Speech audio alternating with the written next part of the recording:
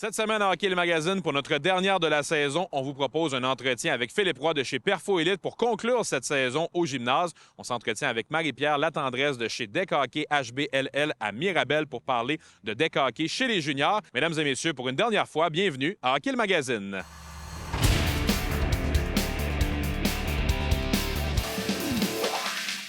Hockey le Magazine vous est présenté par le Trio Hockey, Sport Rousseau, Hockey Expert et l'Entrepôt du Hockey.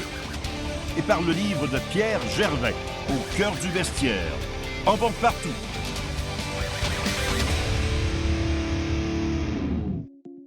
On est cette semaine à Hockey le Magazine chez HBLL Deck Hockey à Mirabel avec Marie-Pierre Latendresse qui est avec nous. Marie-Pierre qui est directrice junior ici chez HBLL. On vous a découvert dans les derniers mois, dernières semaines. On avait parlé des projets que vous avez ici. Vous vous occupez davantage du côté junior. Comment ça se passe, le Deck Hockey pour les moins de 18 ans? Qu'est-ce que vous créez comme programme ici? Bien, nous autres, on a plusieurs aspects au niveau junior. On a l'aspect mix, c'est-à-dire qu'on a des catégories de jeunes qui viennent à partir de 5 ans jusqu'à l'âge de 16 ans. Puis on fait des ligues là, au niveau automne, hiver et été. L'été, c'est à l'extérieur, bien sûr. On a le côté féminin aussi, qu'on a parti l'année passée, qui va super bien, qu'on est content que les jeunes filles participent et jouent ensemble. Puis aussi, on a le côté élite, que là, c'est t'arrives avec ton équipe, puis à ce moment-là, tu te formes ton équipe, t'arrives avec tes coachs, avec tes chandails, comme les adultes, que là, tu fais top. Dans une ligue vraiment qui est plus organisée, puis davantage sur un côté peut-être un peu plus compétition, même si ça reste du junior. C'est ça, c'est exactement la même organisation, mais c'est plus compétitif. Là, ça va, tu sais, puis tu viens jouer avec tes amis. C'est ça, tandis que dans le côté amical qu'on a, bien, à ce moment-là, tu viens jouer avec... avec nous, on forme les équipes pour que ce soit le plus équitable possible. Puis tu rencontres, comme on dit, des gens, découvres des nouveaux amis, comme on dit, pendant la saison. Exactement. Marie-Pierre, tu as parlé de mix. Je serais curieux de te demander comment ça se passe, l'intégration entre gars et filles dans ce sport-là. Oui, c'est peut-être moins physique que le hockey sur glace quand même, mais reste quand même que c'est un enjeu. On le voit pas souvent au hockey sur glace, du hockey mixte. Parfois, il y a une fille ou deux qui se greffent à une équipe masculine, mais généralement, c'est séparé. Vous, comment ça se passe ici? Bien, ça se passe super bien, puis ça s'en vient de plus en plus populaire, donc on a de plus en plus de petites filles qui s'intègrent. C'est sûr que quand on a, comme l'automne et l'hiver, on n'a pas la ligue féminine encore, que là, à ce moment-là, on intègre les petites filles avec les garçons, ça se passe très bien. On essaie de mettre deux filles ensemble pour que, tu sais, il y ait une petite amitié qui se crée. Exactement, qui se crée. Mais au niveau, tu sais, c'est vraiment amical, donc on y va pour que tout se passe bien, puis qu'au niveau calibre, ça soit quand même bien équilibré. À ce moment-là, les petites filles s'intègrent super bien. Puis ici, il y a une super belle ambiance aussi, là, tu sais, au centre, là, quand les gens viennent, les grands-parents, maman, papa, la musique et tout ça, que c'est une possibilité d'avoir un beau samedi. Surtout parfois quand on est en saison estivale ou comme tu dis, dans une fin de semaine en plus, ça rend ça peut-être plus jovial encore puis plus joyeux également. Tu as parlé du côté junior. C'est dans le fond la dernière étape avant de se rendre aux ligues plus compétitives d'adultes. Je sais ici que vous avez une équipe professionnelle de deck hockey. Les gens peut-être apprennent à découvrir un peu ce côté-là. Est-ce que vous faites un peu de recrutement avec les équipes juniors? Comment ça se passe pour regarder et avoir un œil peut-être pour l'équipe professionnelle par la suite? Bien, c'est sûr que nos bons, les élites qui ressortent du lot, on leur parle et tout ça, mais les tout petits, même à l'âge de 6 ans, commencent à s'identifier au Hawks, qui est notre équipe professionnelle. Puis ils viennent les voir, on leur offre la possibilité de les voir les matchs sans frais, gratuitement. Puis, dès leur jeune âge, là, ils veulent devenir un Hawks. On n'a pas peur pour la relève, ils vont en avoir, ça, c'est sûr. Marie-Pierre, ces jeunes-là travaillent toute la saison, puis jouent dans leur équipe toute la saison. Puis il y a aussi une belle conclusion à tout ça. Vous avez un festival en fin d'année qui regroupe d'autres organisations de hockey, de deck hockey, si j'ai bien compris. Oui, c'est ça. Bien, on a le HBLL à Terrebonne. On a HBLL ici à Mirabel. Puis à la fin de la saison junior, bien, on regroupe, on fait un gros festival de fin d'année où on a plein de commanditaires qui nous apportent des fruits. On a aussi la slotch, etc. Tout ce qui peut être festif. Faire plaisir aux jeunes. Exactement. Puis ensuite de ça, bien, là, on fait un gros festival c'est comme Terrebonne contre Mirabel. Puis les deux champions s'affrontent à la fin. C'est très, très... Et dans ce côté-là, junior, est-ce que c'est pour les 5 à 16 ans également? Est-ce que ce festival-là regroupe toutes les catégories d'âge ou on se concentre davantage sur une catégorie? Non, c'est de 5 à 16 ans. Puis c'est ceux qui ont joué pendant tout l'été avec leur équipe. Puis à la fin, ils s'affrontent ensemble pour comme les séries, le championnat de fin de saison. Pour l'été, pour la saison d'été. Marie-Pierre, on vous a découvert, comme je le disais, là, dans les dernières semaines avec Hockey le Magazine. Je pense que pour 2023, vous avez encore beaucoup de projets qui arrivent quand même. Vous semblez être en pleine expansion. Le deck hockey en général est en pleine expansion. Vers quoi on regarde pour 2023 alors qu'on se parle au début de cette année 2023? Bien, c'est sûr que nous, notre ligne l'année passée, on avait au-dessus de 1000 jeunes qui ont joué junior. Puis ensuite de ça, bien, on pense que ça va aller de plus en plus vite.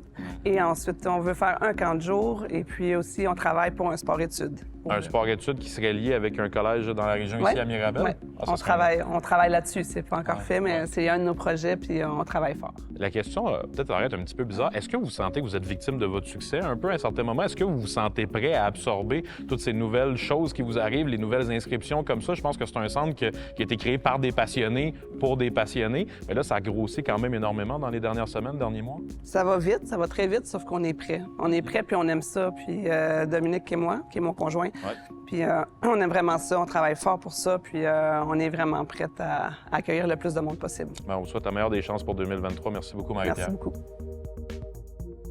On est chez Collecte Édition avec Pierre pour notre dernière question quiz de la saison. Déjà, Pierre, je peux te dire que ça a été un plaisir de t'avoir encore une fois cette année avec nous, avec Collecte Édition. Ça a été vraiment plaisant d'apprendre à découvrir des choses sur le hockey avec ce lien avec les cartes de hockey. Et pour notre dernière question de la saison, on parle des Islanders de New York. On en avait parlé il y a quelques semaines, mais ce sont eux qui affrontent le Canadien, notamment ce week-end avec le match en matinée qu'on a à ce week-end-ci de l'année. Les Islanders, quand on pense à eux, on pense beaucoup à la fameuse dynastie des années 80 où on avait remporté 4 Coupes Stanley. Je suis certain que c'est Mike Bossy, je suppose, qui ressort le plus de cette époque-là en termes de... Oui, absolument. Mike Bossy, mais on peut aussi dire Brian Trottier. Quand même, il y a une couple de bons joueurs qui ressortent de ce lot-là. Oui, tout à fait. Puis ça avait été peut-être la dernière vraie dynastie. Je pense qu'on peut peut-être l'appeler comme ça. Il y en a eu, certaines avec Détroit dans les dernières années, au début des années 2000, puis même les Pingouins, je considère que Chicago, Pittsburgh, Tampa Bay récemment, c'est une forme de dynastie moderne là, avec la parité des salaires. Là. Mais ce que les Islanders ont fait de remporter 4 Coupes Stanley consécutives, j'ai bien hâte de voir si on va revoir ça un jour. Je sais pas. Et ça nous amène d'ailleurs à notre dernière question quiz de la saison. On se demande quelle a été la dernière équipe de la Ligue nationale de hockey à remporter plus de 4 Coupes Stanley consécutives? Est-ce A, les Maple Leafs, B, les Red Wings ou C, le Canadien? La réponse après la pause. On se demandait avant la pause quelle est la dernière équipe à avoir remporté plus de 4 Coupes Stanley consécutives. Et la réponse est C, le Canadien de Montréal. Et bien sûr, quand on repense à cette fameuse dynastie, c'est 5 Coupes Stanley consécutives entre 1956 et 1960. On ne reverra plus jamais ça. Je suis quasiment certain, vous pouvez enregistrer cette séquence-là. Je vais l'avoir dit, on ne reverra plus jamais ça. C'était une époque dans le hockey que j'aurais adoré pouvoir connaître, mais il y avait des joueurs incroyables à ce moment-là. Puis je suis pas certain que ça va revenir de sitôt. Leur alignement était incroyable. Les frères Richard, Jacques Plante, Doug Harvey, Jean Béliveau, c'était ridicule tellement qu'il était bon. C'était une époque où on était habitué de gagner avec le Canadien de Montréal. On espère juste en gagner une, nous. On espère même pas 5 de suite. Non, c'est ça. Une, on serait content. Hey Pierre, c'était un plaisir de t'avoir avec nous. Merci beaucoup. Depuis 2 ans, on a appris un paquet de choses avec vous chez Collecte Édition. C'était des questions quiz très intéressantes. Puis je vous souhaite la meilleure des chances pour la suite. On espère se revoir en septembre ou en octobre. Merci beaucoup. On est de retour pour une dernière fois cette saison avec Philippe Roy de Perfo Elite. Philippe, d'abord, merci d'avoir participé à l'aventure de Hockey le Magazine cette année. C'était un plaisir de découvrir ton gym, découvrir les éducatifs que tu avais préparés. Merci à toi. J'aimerais ça revenir en fin de saison un peu sur la suite de la saison des joueurs de hockey parce qu'évidemment, on est à une période où les séries éliminatoires dans la plupart des ligues de hockey mineurs arrivent, sont commencées ou sont terminées, peu importe. Qu'est-ce que tu suggères pour les joueurs dans les premières semaines qui suivent la fin de la saison d'abord? C'est sûr que dans les premières semaines, tout dépendamment de l'âge, encore une fois, de prendre un 2 à 4 semaines de relax, de congé total, faire autre chose vraiment, puis d'y aller plus modéré avec leur niveau d'activité physique pour venir récupérer de leur saison, de leur série. En série, l'intensité augmente, des fois les petits bobos les blessures apparaissent. Donc vraiment venir aller chercher un repos à ce niveau-là. Donc ce serait vraiment le conseil numéro 1 que je donnerais. Puis dans les semaines qui suivent, lorsqu'on reprend l'entraînement, est-ce que tu reprends cet entraînement-là à 100 % directement? Est-ce qu'il y a un certain plateau que tu veux monter pour, par exemple, avoir le plus d'intensité au mois d'août, juste avant le début de la saison? Comment ça fonctionne, ton été? C'est vraiment différent selon les joueurs que j'ai, selon l'âge aussi, encore une fois. Mais bien souvent, j'aime commencer avec un programme qui est un peu plus général pour aller justement aider à travailler les petits bobos qu'ils ont eus. Puis souvent, dans une saison, on n'a pas la chance tout le temps de pouvoir travailler dans le gym. Donc, on recommence avec une intensité plus basse, puis on vient essayer de venir rebalancer un petit peu notre corps parce que souvent, ce qui va arriver, c'est qu'on va travailler un petit peu plus d'un côté gauche. On a tout le temps un côté plus favori que l'autre. Donc, on va aller chercher une dominance à ce côté-là, tant en termes de force, de vitesse, d'accélération. Puis, ce que je viens faire en début de saison, donc estivale, ce que je viens faire, c'est vraiment de venir rééquilibrer le côté gauche avec le côté droit là, pour vraiment bien travailler sur une bonne fondation pour l'été. Philippe, il y a plusieurs études qui en parlent. Je suis certain qu'à travers les études que tu as faites dans les dernières années, tu as dû en entendre parler aussi. Le côté multisport, on vante beaucoup le fait que les athlètes, parfois, ne devraient pas se spécialiser trop rapidement via le hockey. Je sais que toi, tu travailles beaucoup avec des joueurs de hockey. Est-ce que tu suggères pendant l'été à ces joueurs-là de justement couper ce côté-là puis d'aller peut-être vers un autre sport? Si oui, lesquels te viennent en tête le plus rapidement? Exactement. Ce que j'aime recommander, en fait, c'est super simple. Tout autre sport qui n'est pas sur patin. Donc, c'est aussi simple que ça. Mais vraiment, c'est souvent le truc que les gens vont faire le plus. Ils vont tout de suite remettre les patins. Ils vont tout de suite rembarquer sa glace. Ouais, puis les camps d'été aussi n'aident pas non plus. Il y a tellement de camps qui arrivent rapidement dans l'été. Exact. Donc, tu sais, les joueurs vont faire des skills, power skating, puis ça n'arrête plus. Moi, ce que je recommande, c'est vraiment de rechausser les patins, rembarquer sa glace environ 6-8 semaines avant les camps d'entraînement. Donc, de se laisser là, à peu près un bon 2-3 mois là, sans patin, rien. Ça revient très rapidement. Puis, ce que ça fait, ça permet de donner la chance à aller travailler sur leur côté plus faible, que ce soit la préparation physique ou autre. Est-ce que tu as l'impression que dans les dernières années, les jeunes l'ont compris ça de plus en plus? Je sais que tu es un peu dans une nouvelle génération de préparateurs physiques. Vous devez en parler beaucoup plus de cet aspect-là multisport. Est-ce que tu vois les avantages que ça peut avoir concrètement pour les jeunes d'aller ailleurs dans un autre sport l'été? On voit les avantages, ça, c'est sûr et certain. Sauf que le truc, c'est souvent, c'est les parents c'est eux qu'on doit éduquer, c'est eux qui doivent aller justement se renseigner à ce niveau-là. Les joueurs le comprennent, mais souvent, ils vont suivre les parents. Donc, c'est de plus en plus accessible de faire d'autres sports. Donc, c'est quelque chose qui doit se mettre de plus en plus de l'avant. De manière générale, en terminant, j'étais curieux de te demander, comme je le disais, tu es un peu dans une nouvelle génération de préparateurs physiques. Est-ce que tu vois de nouvelles tendances qu'on est peut-être un peu avant-gardiste présentement en parlant, puis que peut-être que si on fait nos capsules de Hockey le Magazine dans quelques années, tu as l'impression qu'on va être rendu là? Qu'est-ce qui s'en vient pour la préparation physique de joueurs de hockey? Ce qui s'en vient de plus en plus, en fait, c'est beaucoup de nouveaux équipements, des appareils plus haute technologie qu'on a ici dans le gym, qu'on utilise avec les athlètes, que ce soit pour venir travailler un peu plus en termes de vélocité, donc que ce soit venir voir plus au lieu de calculer en répétition, exemple, ou juste le tempo, c'est de venir voir la vélocité de la barre, donc la vitesse, l'accélération qu'on vient déployer en faisant l'exercice en tant que tel. Donc, on peut venir, au lieu de calculer en charge, on calcule en vitesse les paramètres d'entraînement. J'ai super hâte de voir ça au fil des prochains mois, prochaines années. Philippe, merci beaucoup d'avoir été avec nous cette année. C'était un plaisir. Et je veux dire merci également à Michael, le modèle qui était avec nous du Rousseau Royal, le Midget Espoir. C'est un plaisir de l'avoir avec nous. Puis merci à lui aussi. On te remercie. Merci, Philippe.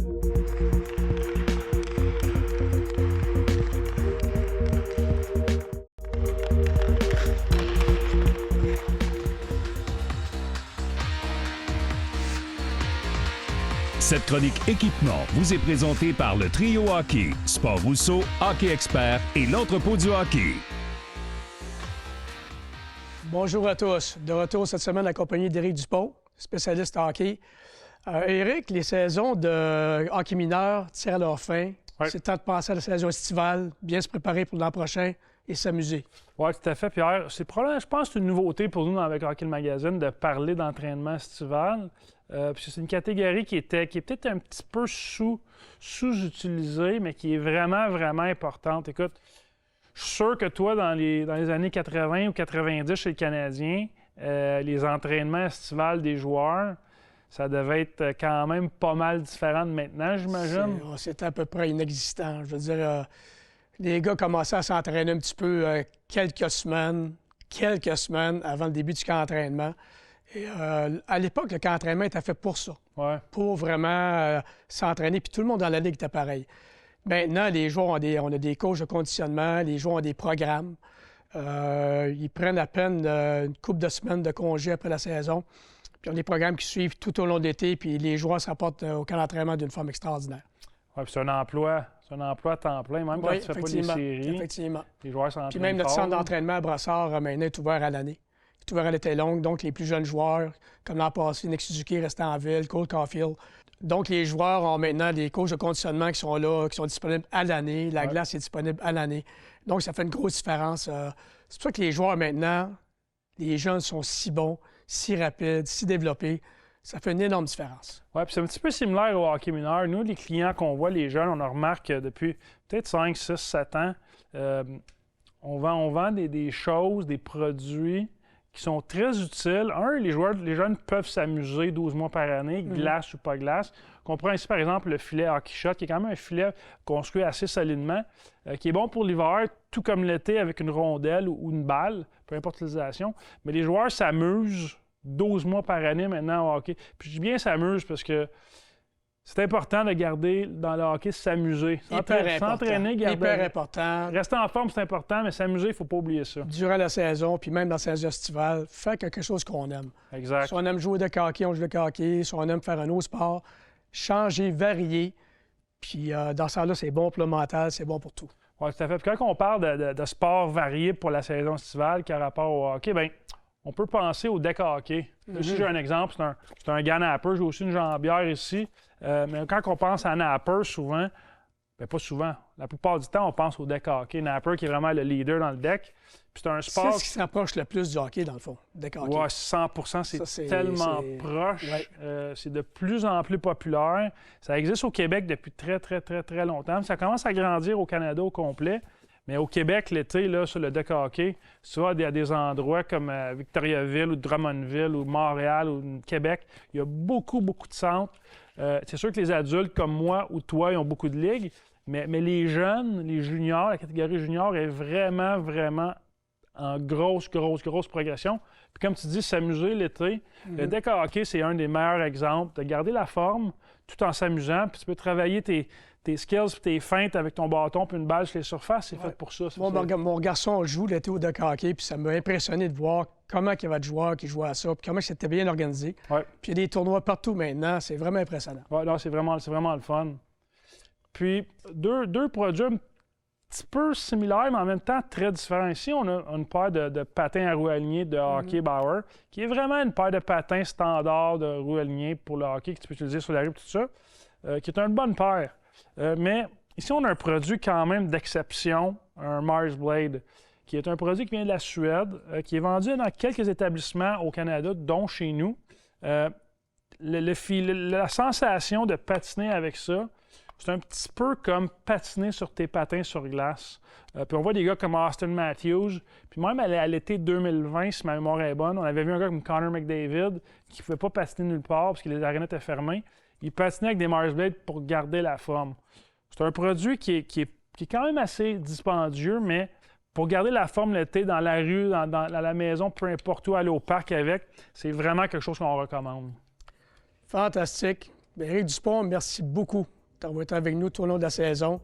On a eu des conseils exceptionnels.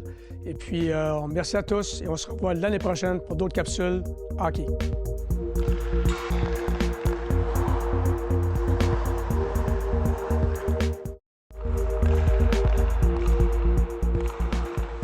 Pour notre dernière entrevue de la saison pour le segment Parcours vers le hockey mineur, on a le plaisir de s'entretenir avec Xavier Bourgault, attaquant de l'organisation des Oilers d'Edmonton.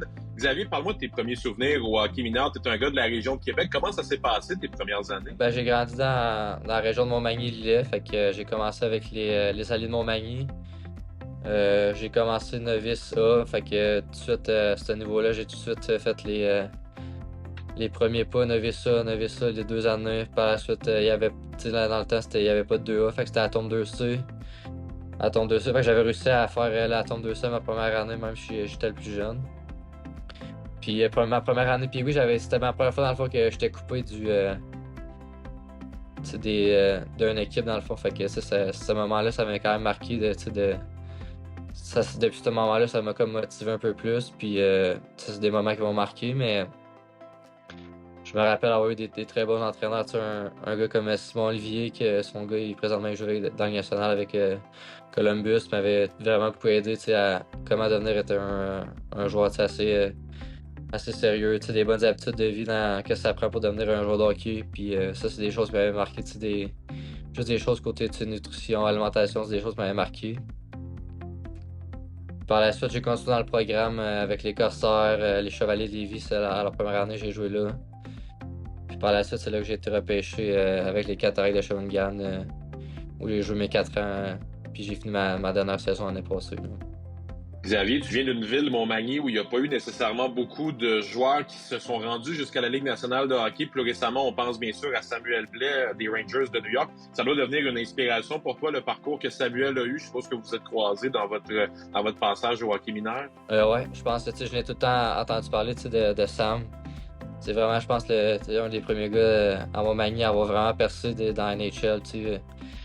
Il a gagné la Coupe Stanley, ça fait pas longtemps, fait que c'est sûr que ça a vraiment mis la map de Montmagny sur plus connu. Fait que ça, de ce côté-là, c'est vraiment le fun. Puis c'est sûr que c'est un modèle à voir. On a le même agent, fait que c'est sûr que des fois, Phil le Cavalier, mon agent, m'en parlait. Puis c'est vraiment un beau parcours qu'il a eu. Je pense dans la Ligue américaine, il a eu des très bonnes saisons. Puis après ça, il a fait sa place avec les Blues. Fait que c'était vraiment un beau parcours. Puis c'est motivant de voir qu'un gars de Montmagny peut percer aussi dans la Ligue nationale. Là. Xavier, on parle souvent que le hockey est une école de vie. Qu'est-ce que toi, le hockey, t'a le plus apporté à l'homme que tu es devenu aujourd'hui?